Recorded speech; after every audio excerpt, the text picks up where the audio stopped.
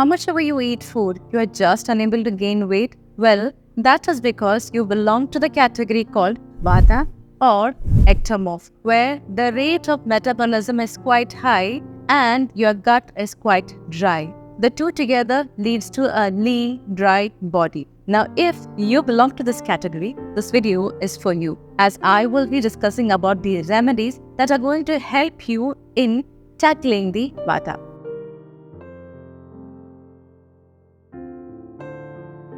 Often, the Vata population not just struggles in gaining weight, but they also have a dry gut leading to constipation, dry skin, dry hair, anxiety, overthinking, palpitation, insomnia, dry, itchy eczema, and whatnot. And this is because their Pakvashaya, which is their small and large intestine, is usually prone to something called a Ruksha gut, which means a dry gut. So what do we do about it? How do we bring it under check? We often get to hear people saying that they have been trying to do pranayam, meditation, yoga, slow breathing, so as to help them calm down. But there is a majority population who is not even able to sit idle, and that is because their entire neuroendocrine system is literally shaky and jittery owing to the dry gut. So today, let us try to figure out how to actually bring it under control such that your quality of life improves.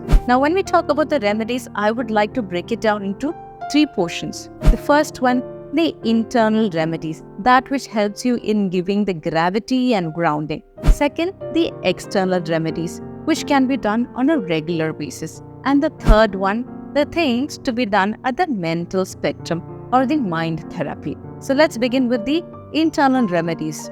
We know that the body has got the anatomical aspect as well as the functional aspect. So through internal remedies, we are actually trying to address the anatomical aspect, the real dryness that you experience not just on your skin or your hair, but also inside your gut, which makes you prone to dry, hard, pellet-like stools. So when it comes to food, couple of things that you need to take into consideration is that the food should be able to give you grounding, gravity, and density. So what can give you density?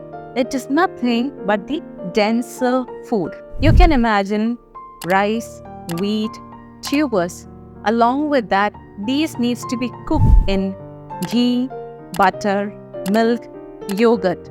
Again, buttermilk is not for you. You are going to need yogurt itself. And you can also add nuts, seeds, dry fruits, these kind of foods which makes you feel fuller, heavier for minimum 3 to 4 hours. This is what actually your gut needs. So you start adopting these at least for 3 weeks at a stretch. You will see a profound change in the way your bowel changes. The best classical example is consumption or introduction of ghee roasted raisins regularly in your diet. You can see a major difference not just with respect to your bowel, it will also start reflecting on your skin quality. So that is about food. Now while you are doing this, ensure that you are keeping aside all the dry, crunchy food. Biscuit, rusk, khakra, chips, snacks, all kinds of namkeen is absolutely not for you. Now coming to the second category, the external therapies that you can do.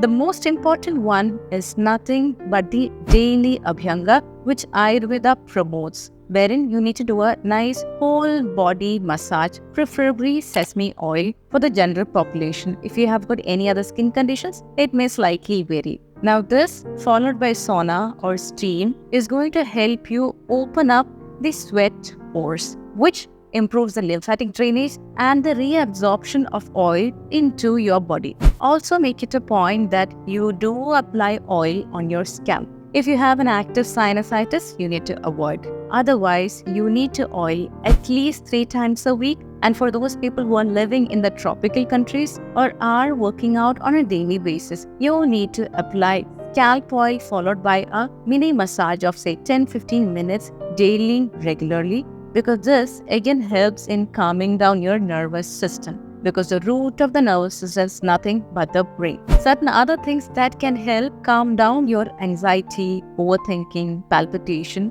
all the other features of the mental vata would be 1. Spending quality time with your family. Yes, without gadgets. Second, less of talking. Instead of too much of talking, get into the habit of listening. Instead of arguments, start getting into simpler, healthier conversations. This also helps in tackling your vata. Hugging and cuddling. Ashtanga Hridayatara says that there cannot be anything better than hugging and cuddling, which induces the secretion of oxytocin or the love hormone.